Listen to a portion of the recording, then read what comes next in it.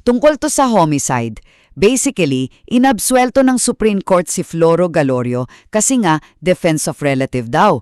Nagsimula kasi sa alitan nila ni Andres Muring, tapos itong si Muring dumating na may dalang bolo, inatake niya si Galorio pati dalawang pamangkin.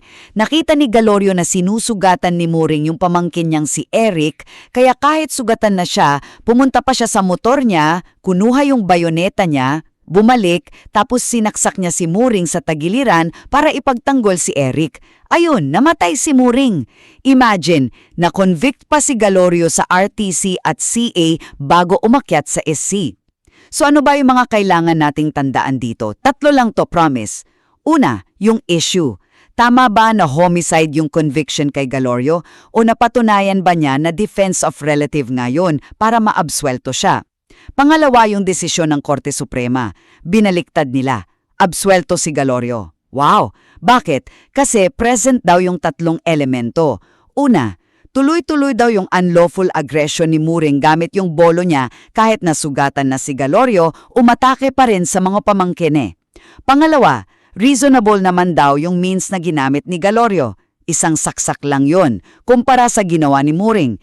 Tiningnan din yung state of mind ni Galorio nung oras na yon, di ba nasa panganib siya. At pangatlo, walang sapat na provocation na galing kay Galorio. Tuloy-tuloy, kahit umalis sandali yung nagtatanggol para kumuha ng armas, basta andyan pa rin yung threat, hindi tumigil. Tapos, yung state of mind nung nagdedefensa, crucial yan. Hindi mo siya pwedeng i-judge na parang ang kalmado niya habang may gulo. At hindi rin kailangan parehong-pareho yung armas nila. In short, kinatigan ng Supreme Court si Galorio. Legit yung pagtatanggol niya sa pamangkin niya dahil tuloy-tuloy yung banta ni Muring. Tanong para sa'yo, sa gitna ng gulo, paano mo masasabi kung tapos na ba yung unlawful aggression? Para sa iba pang mabilisang case digest, lalo na yung mga sinulat ni 2026 Bar Chairman Justice Guerlan, subscribe ka na.